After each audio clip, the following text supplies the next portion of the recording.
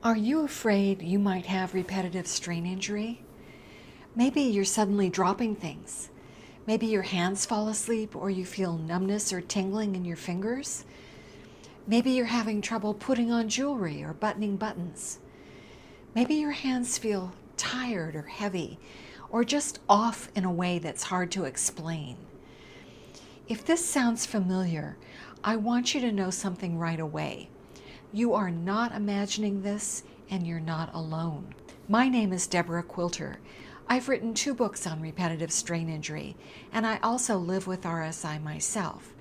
So I know that sinking feeling in your stomach, the fear that something is terribly wrong, and you don't know what to do to get better. Let me offer you some guidance and some reassurance. First of all, you're smart to take these symptoms seriously. RSI gets worse if it's ignored. The sooner you address it, the better your chances of stopping it from progressing. If you can find a doctor who truly understands how to diagnose and treat RSI, that's wonderful. But unfortunately, many people can't. Most doctors receive very little training in repetitive strain injury. As a result, many patients go from doctor to doctor without getting real answers or guidance. That means you need to become your own advocate. One of the most important things you can do is stop the activity that's causing the injury. For many people, that means work. RSI comes from hand-intensive activities, such as using a keyboard or a mouse, a smartphone, a tablet, gaming devices. But it can also affect dentists, hygienists, carpenters, painters, calligraphers, sign language interpreters, and many other professions. RSI develops from overuse, often in awkward or static positions without enough time for the tissues to recover. And here's one of the most insidious things about RSI. It comes on gradually and in episodes. You might feel awful during the week, but then better with the weekend off, and convince yourself it was nothing. But underneath the surface, damage may still be accumulating. Over time, episodes become more frequent, strength and endurance decline, and people often miss the moment when they could have turned things around. To make matters worse, an uninformed doctor may dismiss your symptoms, minimize them, or even suggest they're psychological. But RSI is not all in your head. It's a real physical injury that can be diagnosed with simple clinical tests if the doctor knows how to perform them.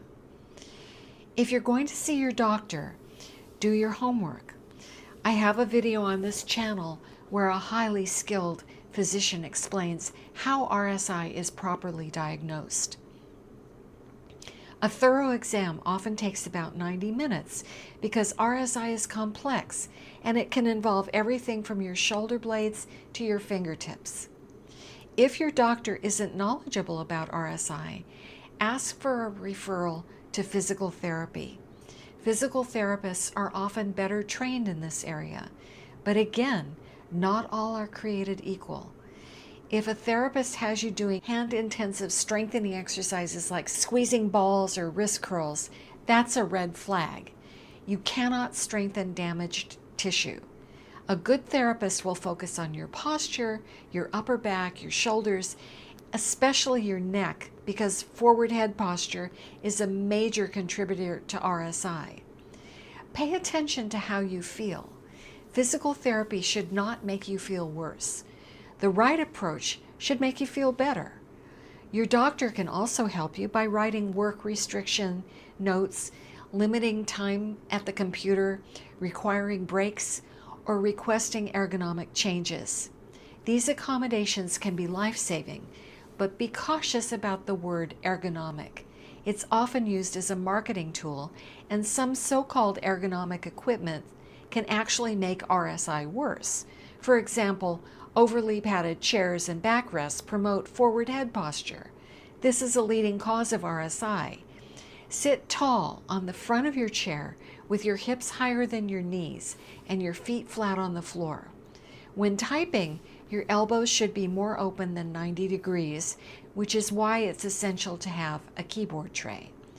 But even with better equipment, overuse is still overuse, and even the best ergonomic equipment can't overcome the sheer amount of time you spend using your hands repetitively.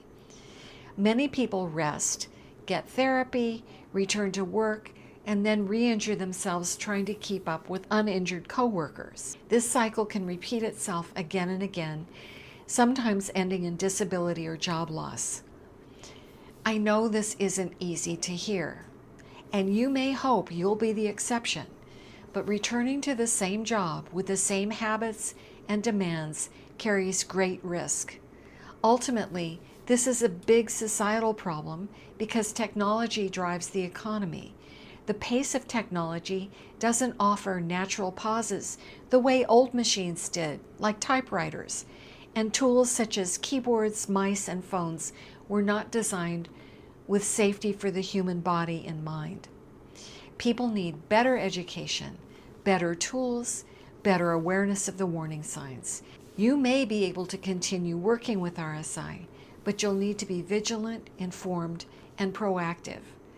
That's why this channel exists. Here, you'll find videos on working more safely, protecting your hands in daily life, evaluating doctors and physical therapists, and coping with the emotional aspect of RSI. You can get better. You can be your own best friend, and you don't have to face this alone. Subscribe to the channel, share it with people you know, and be sure to watch the video that's coming up next for more guidance on repetitive strain injury.